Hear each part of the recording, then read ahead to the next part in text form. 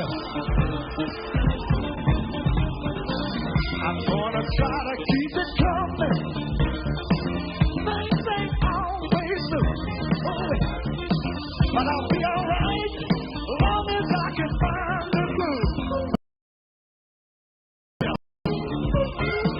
Somehow I know that I can make it. You seem to like my style. Don't you worry, I'm gonna be around a while. I'm just happy to see you talk to me back in time again.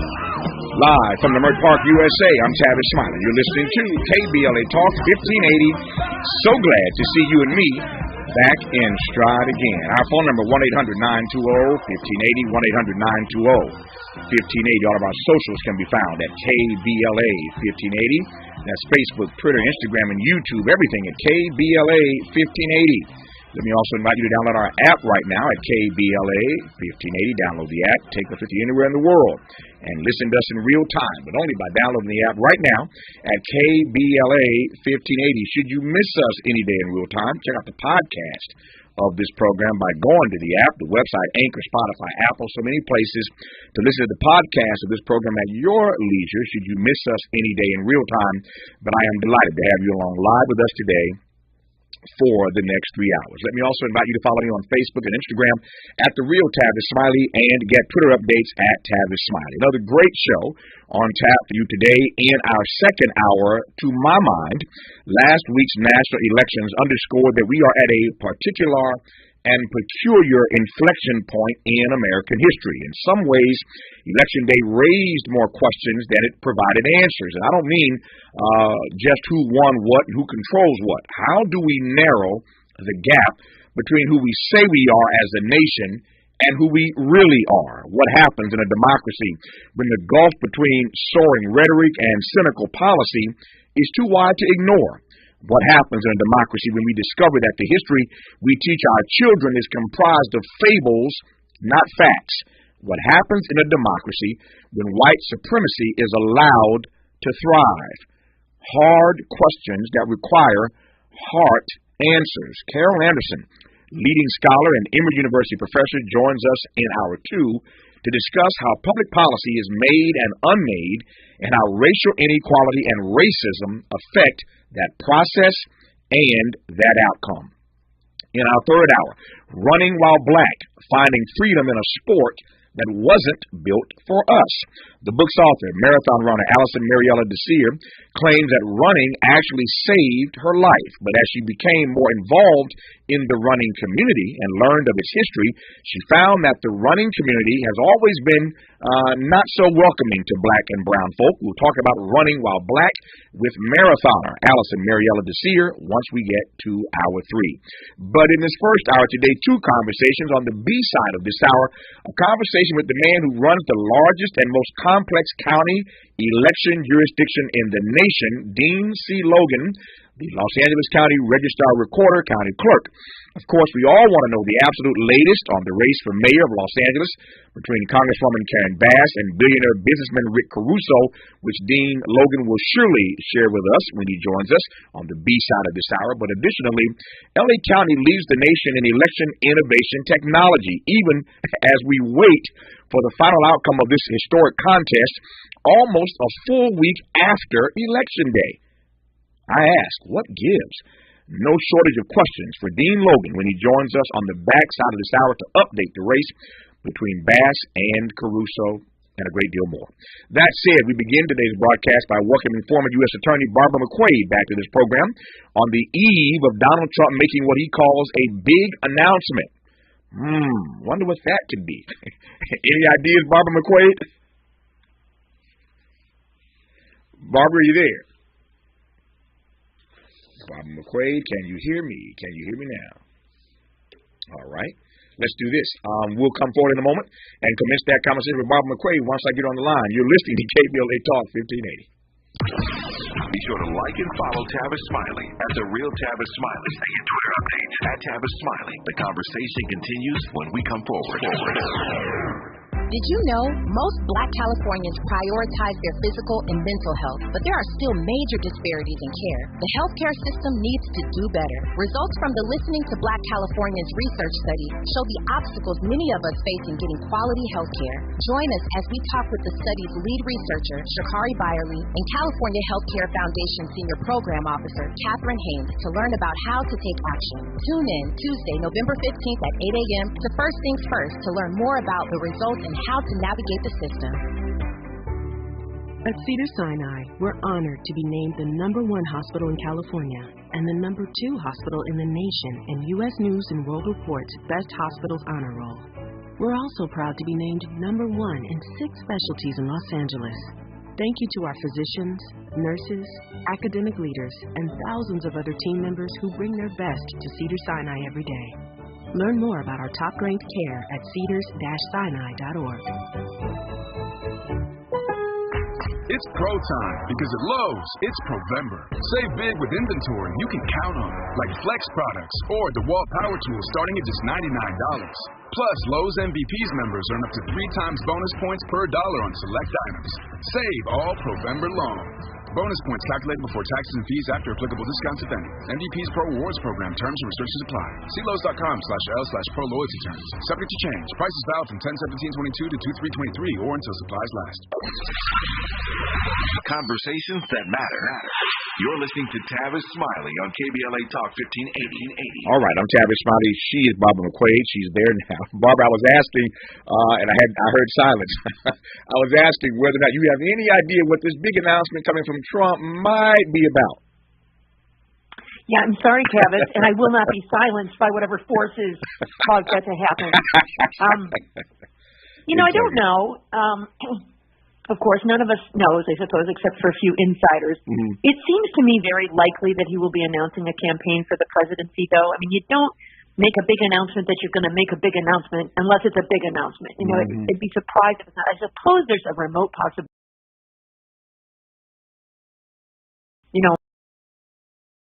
My political enemies have made it impossible for me to, run, et cetera, et cetera.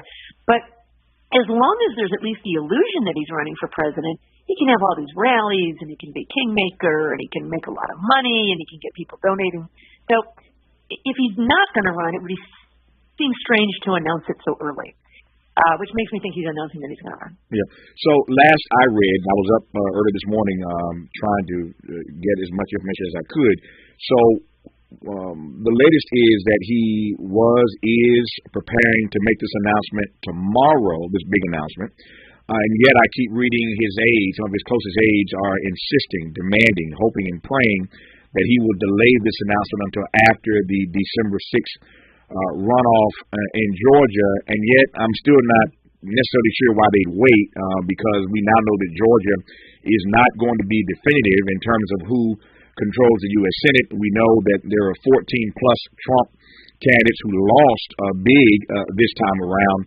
And so I don't know that waiting until after Herschel Walker, were he to lose that race in Georgia, makes any difference in whether Trump is going to run or not. And if he wins, I'm not sure it's going to stop Trump from doing what he wants to do anyway. So I'm not really sure I get at this point, now that they don't have control of the Senate either way, I'm not sure why they're necessarily suggesting he wait until after December 6th. How do you read that? Well, I think there is one reason that the Herschel Walker, Raphael Warnock election matters, in addition to the people of Georgia, for whom it matters tremendously, sure, no doubt. But if there is the current 50-50 split, then Republicans get to co-chair the committees and control some of the agenda. If there's one more seat, and Democrats now have not just the tie-breaking majority with Kamala Harris coming in to break ties, but the majority of the seats, they actually control the leadership of all of their committees. So it actually does matter who wins this seat to the party generally. And so I could imagine, Trump, I think, really harmed that Georgia runoff in 2021 when he was out there saturating the news, talking about a stolen election, riling up people on January 6th to attack the Capitol. And instead, I think they'd rather he just be a little quiet and let their candidates speak for themselves. in Georgia so that Republicans don't stay home or are so turned off by Donald Trump that they vote for Raphael Warnock. So there may be some of that.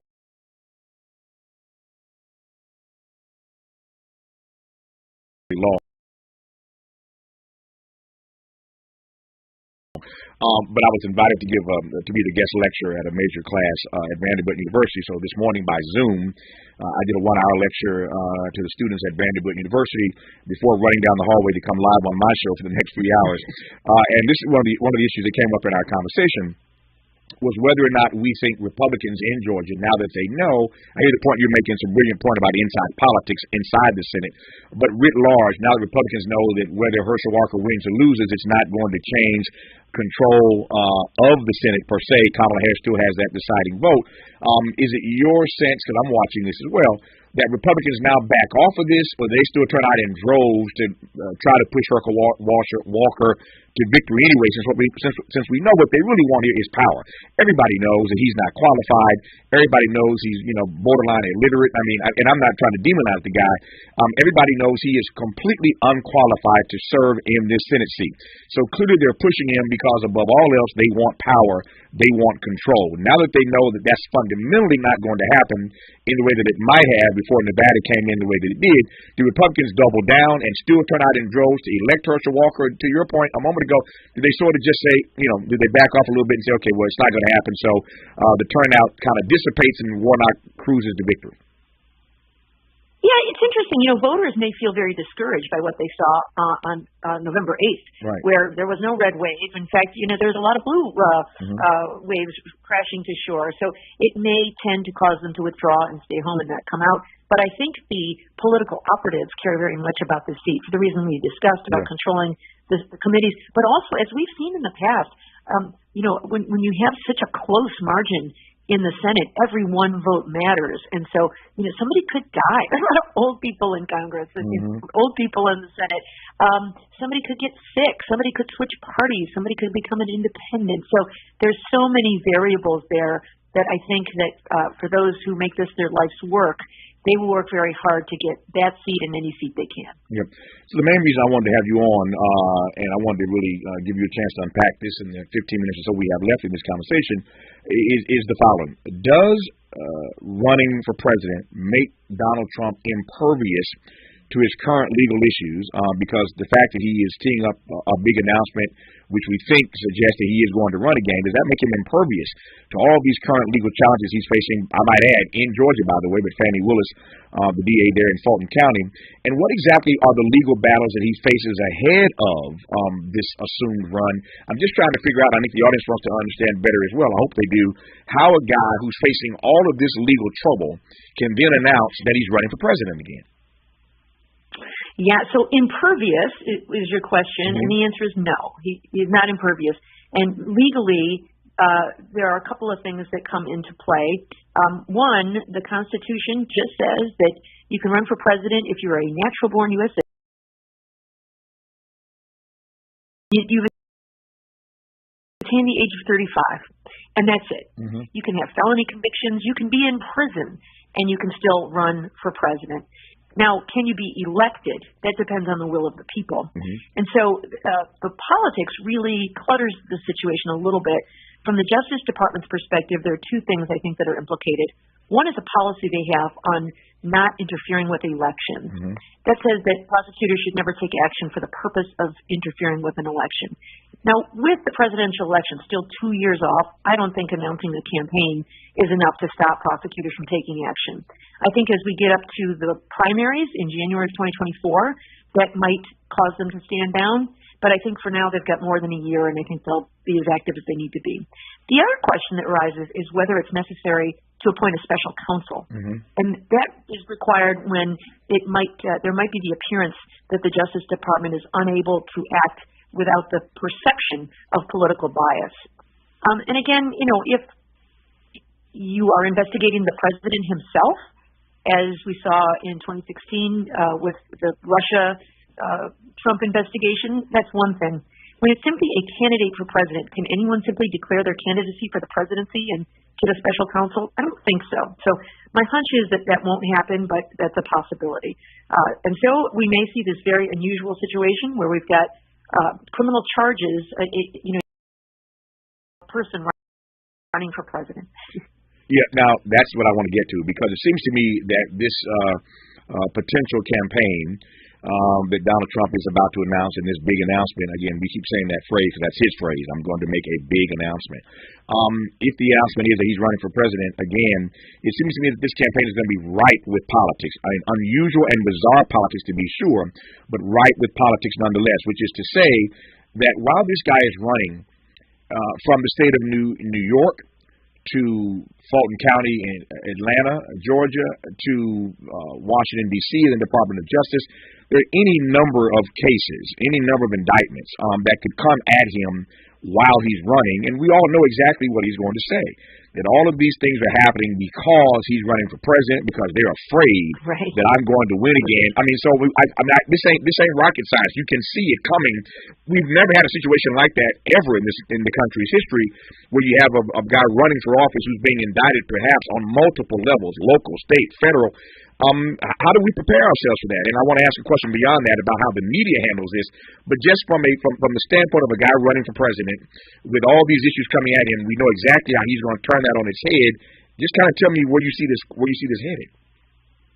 So you mean to say, Tavis, that if he announces a campaign for president tomorrow, and then he gets charged with a crime next week, it will be an unprecedented case of the Justice Department going after a presidential candidate of the opposite party. Exactly. Yeah, you know exactly where that's going. Exactly. And how do we prepare ourselves for that? Well, I think doing exactly what you're doing right now, which is preparing people for what they might hear. You know, lawyers have this strategy of, if there is a bad fact that's about to come out that your opponent's going to present in a case, you want to prepare the jury for that fact by telling them about it yourself in advance.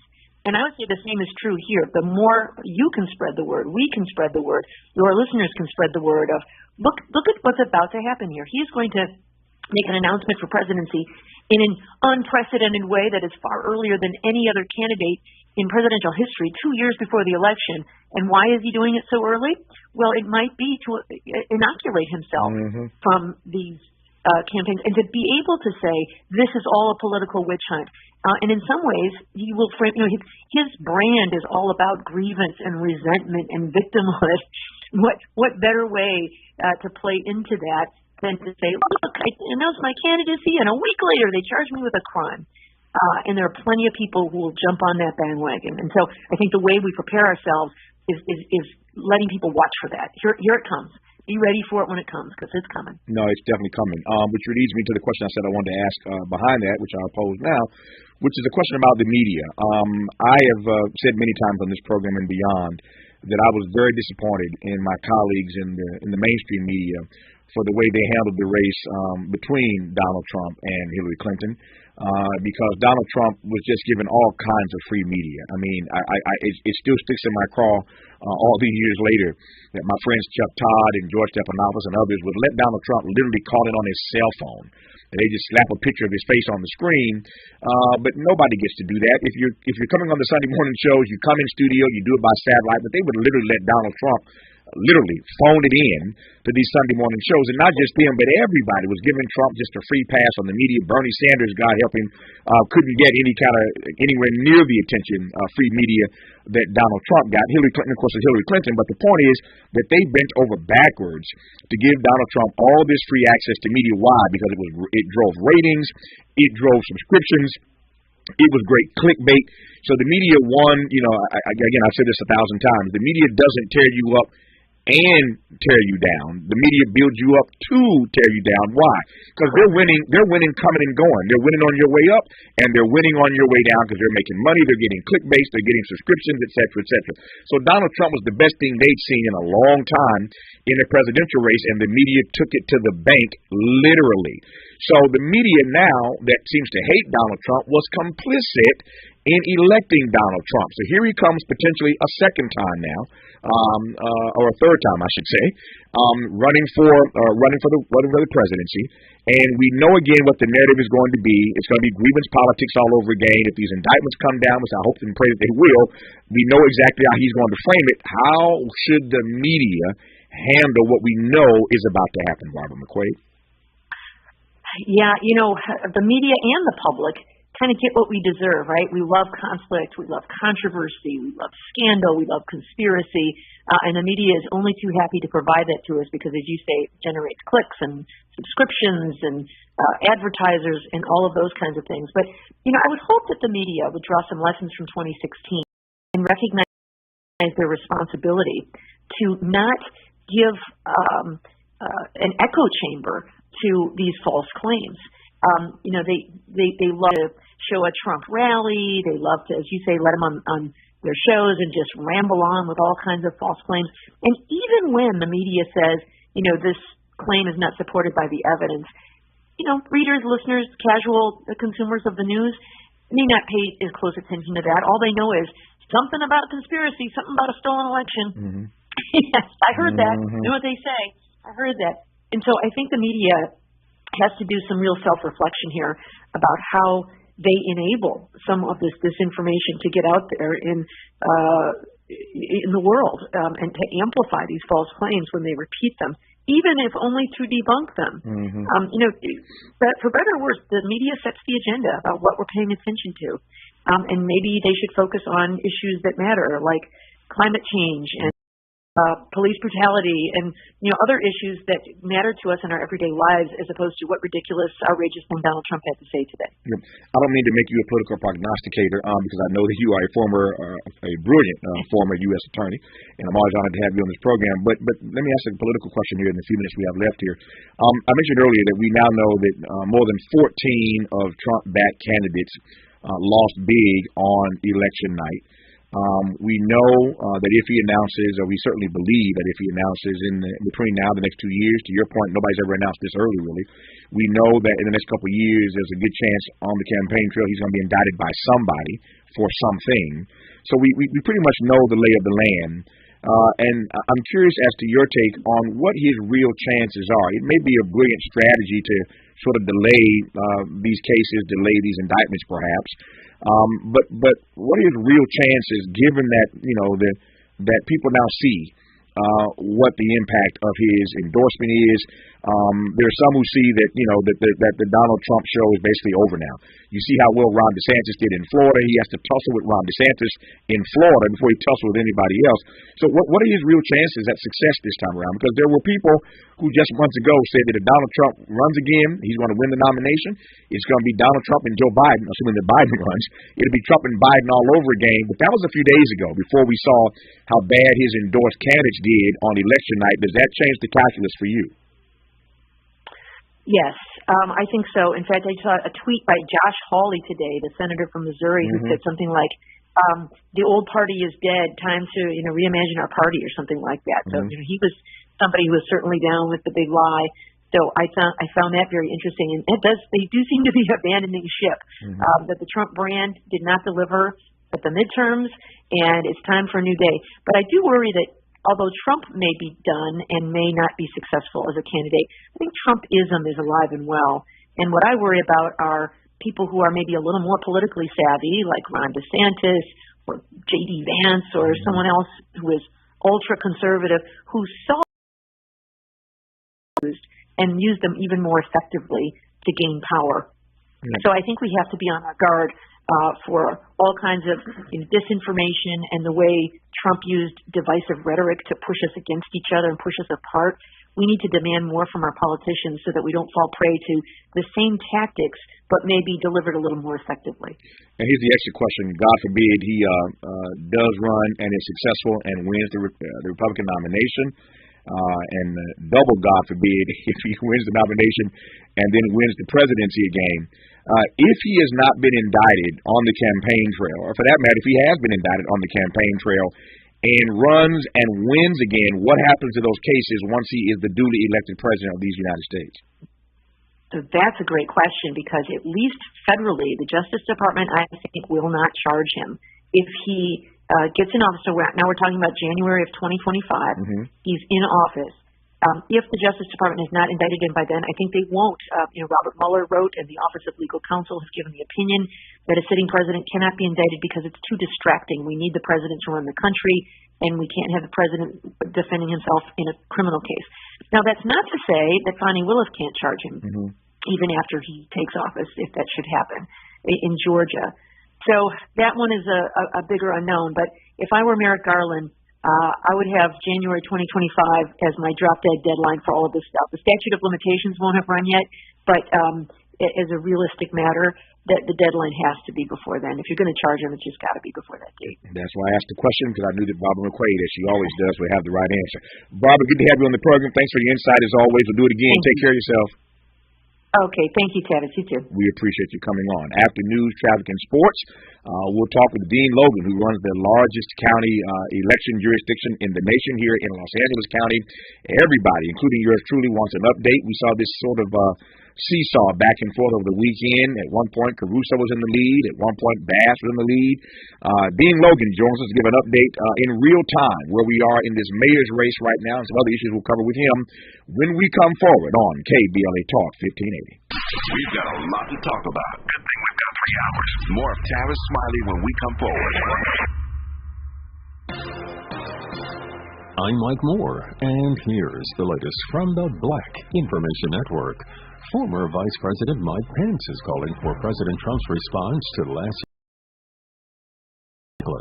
During an interview with ABC News, Pence said Trump's actions put people in danger. The former VP also noted that he was angered after Trump tweeted that Pence didn't have the courage to do what should have been done in reference to Joe Biden's presidential win in 2020. It's been 6 months since that horrifying event in Buffalo, New York. That's when 10 people died in a mass shooting that was racially motivated. Well, tributes are being held throughout the day, including at the Top supermarket where the attack happened on May 14th. The top of Buffalo City Hall is also going to be lit orange, the color associated with the gun violence prevention movement, until dawn tomorrow.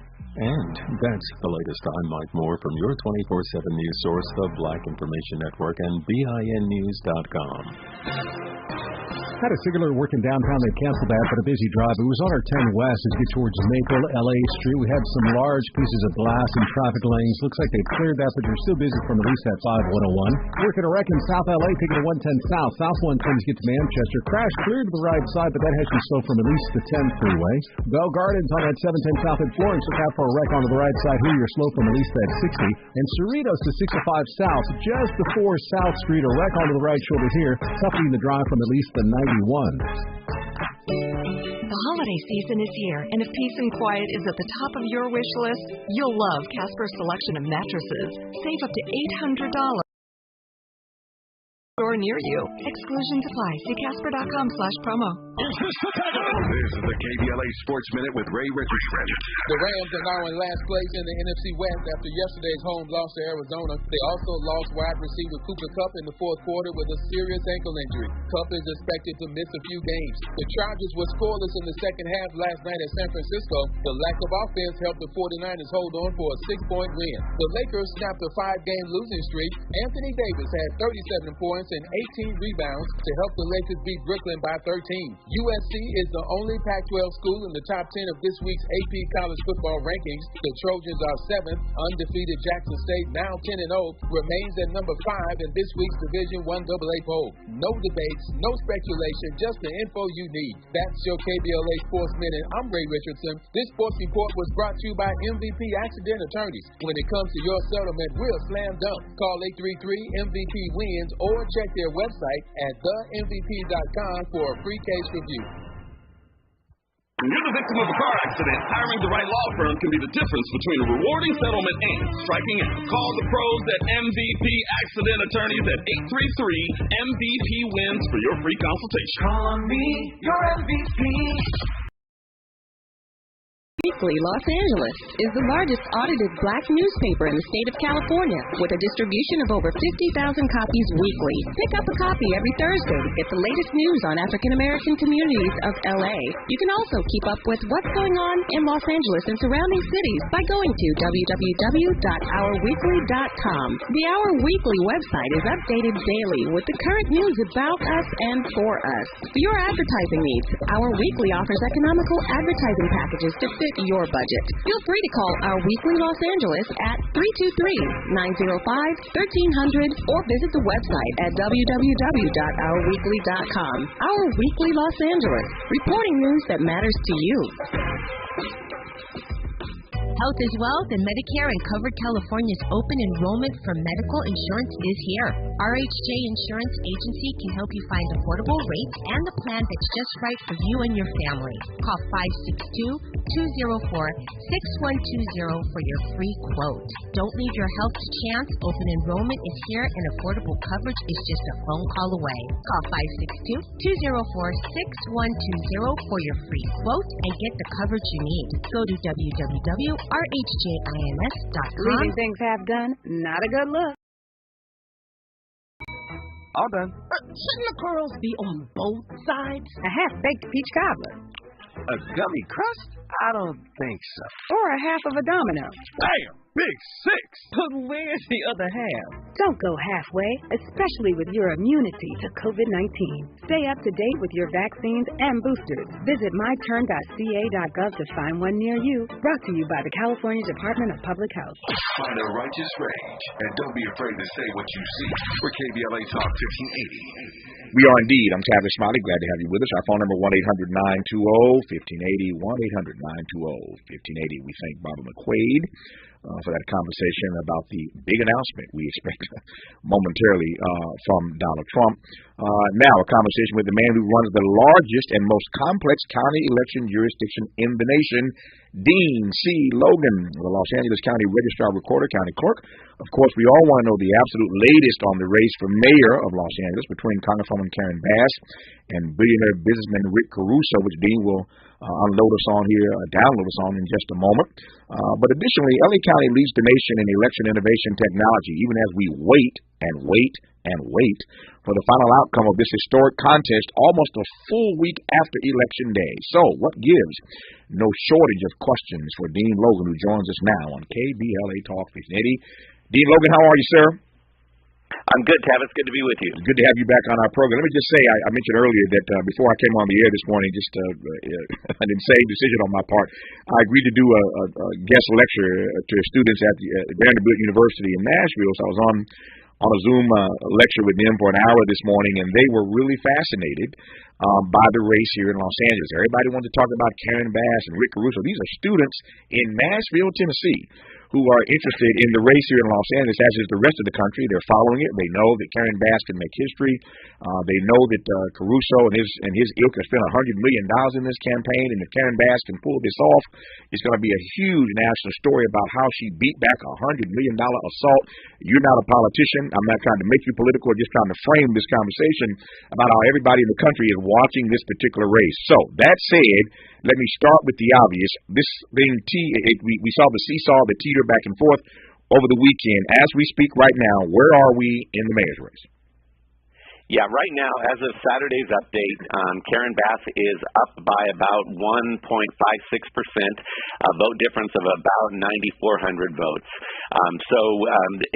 The teeter-totter effect is probably the right term. We've seen it go back and forth, and there's still a lot of ballots to count, but we are starting to, at least potentially, starting to see a trend develop. We'll release results again later today, and the same tomorrow. It's a tedious process and agonizing for people, but it's also important in a race like this that we make sure that every valid vote is counted before we certify this result. I talked to a number of people over the weekend, people smarter than I, which ain't easy, which is pretty easy to do, I guess. But I talked to folks who are a lot smarter than I am over the weekend, and I really wanted to talk to folks who are statisticians. I really wanted to sort of understand what makes a trend in a race like this at a moment like this. So here you come now using the word trend. What do you mean by your use of the word trend? Well, I should, like you, I should clarify that I'm not a statistician. I'm an election administrator. I guess what I would say is, and I know it's frustrating because these ballots come in bulk and they represent voters from all over Los Angeles County. So there's not a geographical pattern or anything of that nature, but they are a representative sample of the entire electorate each time we do those updates. And so, historically, what we've seen is that as you progress through this post-election period, if you start to see 3 or 4 updates that trend in the same direction, it's unlikely to change.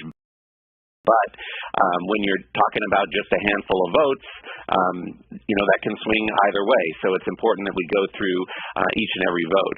I will say that in this race, one thing to look at is in the very first results that we put out election night, which were the early vote-by-mail ballots, Karen Bass was ahead in those in that count. Mm-hmm. It then teeter-tottered back to Caruso when the in-person early votes were added into that result, and then stayed pretty steadily that way throughout election night. But then as we went back to vote-by-mail ballots coming into the process in those counts that came the day or the day 2 days after the election, that's where you saw it slide back to Bass being in the lead. So again, not a statistician, just an observation of where those numbers are coming from and what we've seen in the last few updates. So is it fair to say that you think it's now? We're talking about facts here. Is it fair to say that right now the race is trending in Bass's direction? I would say that's fair to say. The last 3 updates have shown that, have put her in the lead, and then she has inched a little bit further ahead in each of those updates. Okay. So let me ask some questions now. I've been at this for a long time, and you've been at your job for quite a while, so we'll do an awkward dance here for a second. I'm going to ask some questions that you probably can't answer, but I'm going to ask them anyway. I'm going to ask some questions that I can predict your answer, and I'm still going to ask them anyway. So let me start with a few questions. Number one, when you say there are still more ballots to count, how many ballots are there left to count at this point? So we estimate that there are about 739,000 ballots countywide, and it's important to make that distinction if we're talking about the mayor's race, because the mayor's race is only in the city of LA. But countywide, about 739,000 ballots remaining to be processed. The bulk of those are vote-by-mail ballots that were dropped off at a drop box or at a vote center on Election Day, or that have been received through the mail with a valid postmark on or before Election Day. There are about 21,000 ballots that are people who showed up and registered to vote and voted at the vote centers. Those have to go through a process of validating the voter registration, and then those will be added in as well. Just a quick aside. I was in the boxing gym the other day. I box as a workout. I love it. And I was in the boxing gym the other day, and not one but 2 guys walked up to me in the gym the other day and told me that they voted because they listened to KBLA Talk 1580 and didn't think they could vote, but when they realized they could actually go register and vote in real time, because they heard that on our station, they went and did. I gave them both a pound and a big hug, but it was just really cool to see these guys in the boxing gym who had listened to our station realize that they could go register and vote in real time and did so. So that was cool. So again, by giving people more ways, more options to vote, I think we involve more people in the process. So I was just delighted to hear those 2 guys walk up to say that to me in the gym over the weekend. That said, of the 739 that are left to count, you said that's countywide. You have no way of knowing, or do you, how many of those are ballots in the city, which would be ballots that have Caruso and Bass on them? I don't have any way of breaking that down, because if we were to do that, if we were to slow the process down and sort them by jurisdiction, it would actually slow the count down. So what we are doing is we are just pushing these through the process, right? Making sure that every ballot is treated with the integrity and security that is appropriate, but also with a focus on trying to get as many ballots into those updates as we can. Yep. I said a moment ago that I was heartened by these 2 brothers that walked up to me in the gym.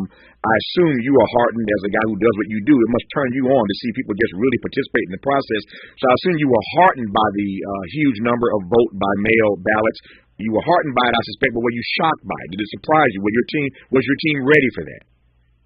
No, I really appreciate that question, and I appreciate the story that you shared too, because I think it really does illustrate a point that I've been trying to make, and that is that while it's agonizing to wait for these results, and there are a lot of people who are critical about that process, that's really a result of policy in California and an intentional effort by our legislature in California to put the balance on participation, to say eligible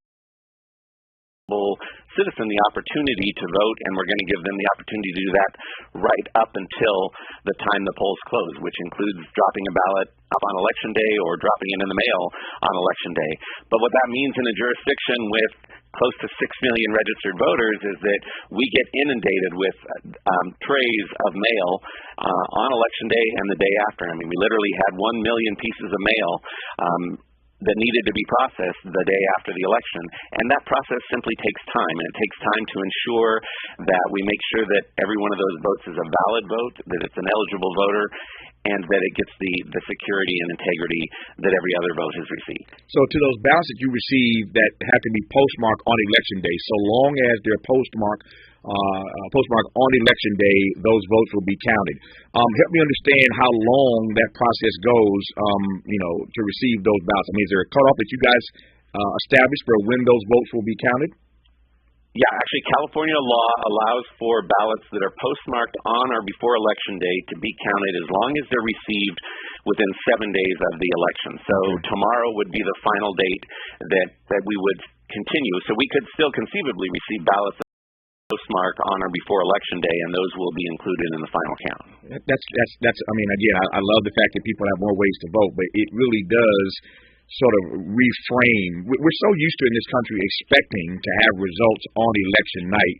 But with all these new, opportunities to vote, and again, you can postmark it on Election Day. Well, obviously, if it's postmarked Election Day, it ain't going to be counted on Election Day. So now you've got to wait 7 more days for all those ballots to come in. So the process seems to be protracted and elongated, and yet I don't know that there is any other way to do it. When we come forward, I want to come right back to that point because I think that people, I think I've been saying over the weekend to friends of mine that if I'm frustrated by the Caruso-Bass process taking this long, how do you think Caruso and Bass feel?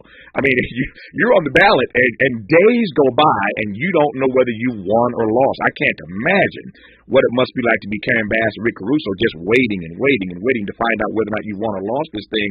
So if we're frustrated as voters, imagine how the candidates must feel. We'll come back to that, though, because, again, I don't know that there's any other way.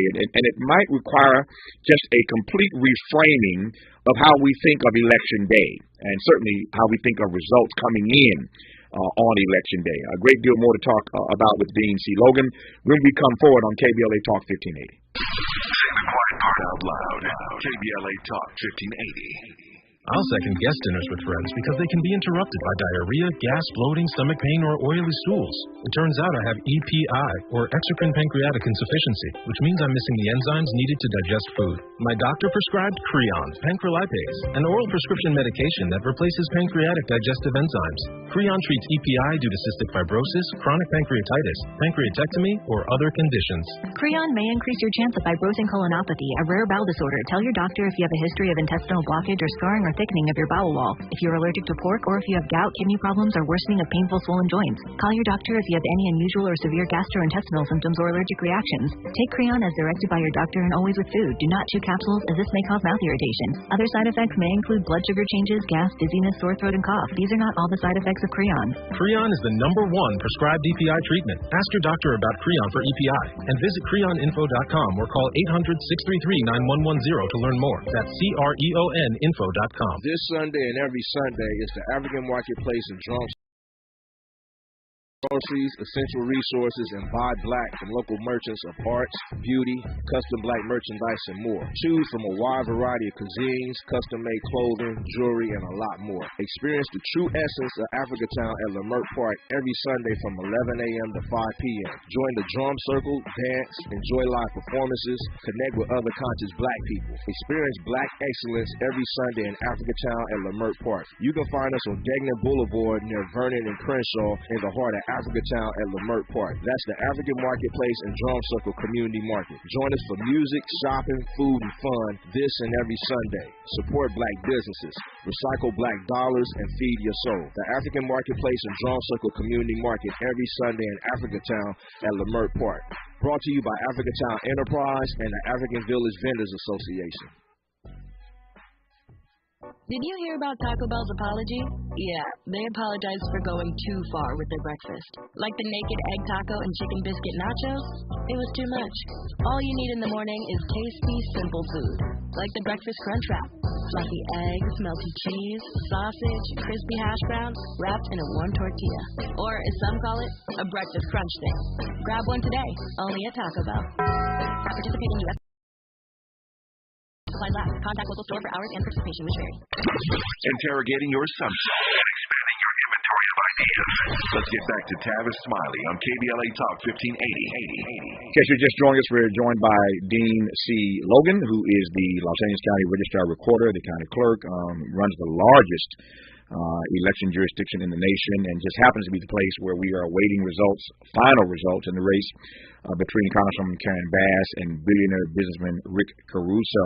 In case you just joined us, you heard Dean Logan say, well, you didn't hear if you just joined, but Dean Logan said a few moments ago that Karen Bass at the moment leads the race by about 9,400 votes, and it appears that things are trending in her direction with 739,000 votes left to count countywide, many of those, of course, in the city of Los Angeles. Tomorrow is the last day, day 7, where they will count votes received by mail that were postmarked on or before Election Day, Tuesday, November the 8th. I think that brings you up to speed in case you've just tuned in. So I was saying before that break, Dean, that it seems to me that we have to completely reframe how we process Election Day. That if all these options are available for people to vote, including, of course, by mail, and those votes don't have to be in until 7 days after Election Day, let me just ask point blank, is it the case that we should absolutely rethink in the years to come, expecting to know results on Election Day? Yeah, I think it's an important point, but I also think there's some historical context that comes into play here too. That this is really not new. I mean, in past elections, if you go back, at least here in California, if you go back several election cycles, what we were doing during the same time frame is processing provisional ballots. We've had hundreds of thousands of provisional ballots where there was a question about whether a voter went to the wrong polling place, or if they received a vote by mail ballot but showed up at a polling place and didn't surrender that vote by mail ballot. Those issues don't exist anymore. I mean, in other words, voters don't have to face that prospect of having their eligibility questioned at the time of voting because we have better systems that enable them to be verified on site.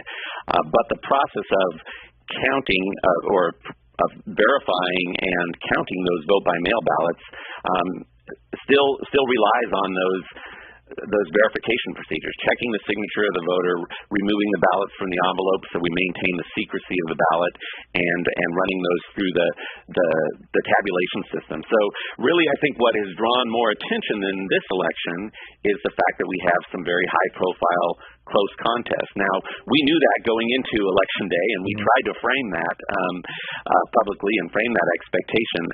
We understand that it's agonizing, and as you pointed out, I'm sure it's agonizing for the candidates. But I also think that fundamentally we can all share a value in ensuring that every eligible vote is counted before we certify those returns, and that's actually most important when you have a close contest. Your comment now notwithstanding, what does it mean that L.A. County leads the nation in election innovation technology, and yet we're still waiting a week later for final results? How do I process that? I think that's where you have to make the distinction between the process of voting and the way we administer elections and the policies or the regulations that govern that process. So the technology and the systems that we have in place, I think, do lead the nation, and in particularly because we are the only jurisdiction in the country that has a publicly owned voting system. It's a voting system that belongs to the people of Los Angeles County and was developed for their needs and their desires. It's the regulatory environment. It's actually the state election laws that set the time frames for how late you can vote in the process and when you produce those results. So we have this 30-day post-election canvass period that's actually codified. It's part of California election law, and the purpose for that, again, is to make sure that every registered vote is counted properly, but it also allows us to do things like a post-election audit to make sure that the validity and the integrity of the tally system are working properly, and to make sure that there weren't any steps missed in the process before we kind of sign on that final line saying this is the final returns of this election. Speaking of the final returns of this election, when we come forward in our final moments with Dean Logan, we will ask him, now that Karen Bass at the moment leads by 9,400 votes in the race for mayor, what time today they will offer the next update in the mayor's race, and given those 739,000 ballots that are left to count, what they predict or project will be the date when all of this will be done. We'll put those two questions to Dean Logan in our remaining moments with him when we come forward on KBLA Talk 1580. This is KBLA Talk 1580, where we turn red lights to green lights and keep it moving. Come on, we're going to be late to the cookout. I was just packing up my famous mac and cheese. I hope you packed the Pepto, too. Huh? Pepto-Bismol provides fast relief from heartburn and indigestion. You know, that uncomfortable feeling after you eat too much? And after the deviled eggs, baked beans, and barbecue ribs? You're going to need it. Barbecue ribs? I should probably pack an extra shirt, too. Good call. When you have nausea, heartburn, indigestion, upset stomach, diarrhea. Pepto-Bismol. Use as directed. Keep out of reach of children. KBLA Talk 1580, putting the spot. The Rodney King Foundation works in the community to promote positive race relations and achieve social justice. The foundation provides advocacy, educational scholarships, and the powerful Walk in Love initiative. The Rodney King Foundation seeks a world of hope, tolerance, and social justice, where divisiveness has been overcome and all people live together peacefully and harmoniously. Executive Director, Founder, Laura King is striving to enhance the community's self-esteem, health, social services, and social justice locally and worldwide. The foundation is dedicated to continuing the message of Laura's father, the great Rodney King, to promote peace and #GetAlong. For more information, please visit rodneyking.org or call 626-541-2907. This is a community call to action from KBLA Talk 1580. Ew. Stuck in a cycle of rewashing your clothes? Because you can't remove tough laundry odor? When detergent by itself can't cut it, use new Downy Rinse and Refresh. With a breakthrough odor-removing formula, it removes odors in one wash, better than the leading value detergent in Fresh. Now you can break the cycle of rewashing with Downy Rinse and Refresh. Let's unpack a little bit more with Tavis Smiley. The conversation continues right now. Dean C. Logan, I feel bad keeping you away from what you ought to be doing, which is counting ballots. But I thank you for these 30 minutes to get a better sense of where you are in the process of counting ballots. Again, we were told by you earlier in this conversation that at the moment Karen Bass leads by about 9,400 votes. We see that in the last few reports, things seem to be trending in her direction. There are 739,000 ballots countywide left to count. So two questions. When will your next update be regarding the mayor's race? And number two, how long, what are your projections for when that 739,000 will be counted and will be at the final day of this process? Yeah, we will do another update today between 4 and 5 this afternoon. We'll do that again tomorrow, and assuming that things are progressing as they have been, I'm likely to add daily updates through this week because we know that there's a great interest in this. Historically, we would do 2 updates during the week, but in this case, we've increased the frequency of those. We won't, as I said, we won't officially certify the election results until December 5th. That's the statutory date for that. But I think by the end of this week will be a good time to kind of sit back, look at where things have been since Election Day, and see if we're starting to see a more definitive result. But that's really more for the people who make those calls for the media and the statisticians. We're going to keep Yeah, so speaking of the media who makes these calls, that's not what you do. You guys just count votes and share the results.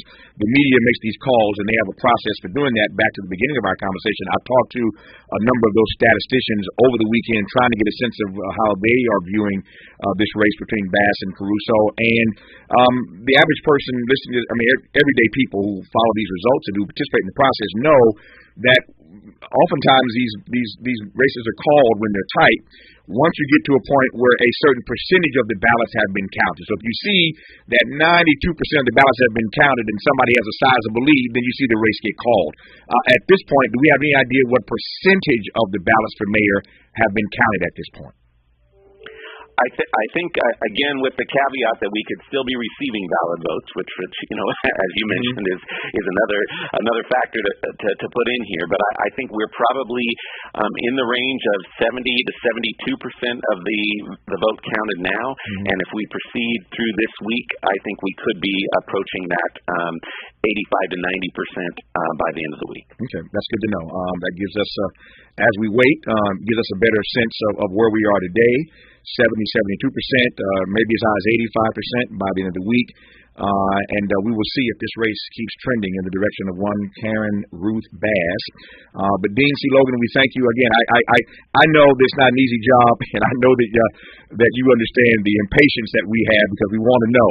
I also understand with all the ballots that are to count, it doesn't happen overnight. I get that. And so let me just close by saying thank you, even as I express our impatience. Thank you for the work you're doing to get us where we need to be, sir. I appreciate you. Thank you so much. Good to have you on. More of Tavis Smiley after news, traffic, and sports. You are listening to KBLA Talk 1580. KBLA 1580 Santa Monica.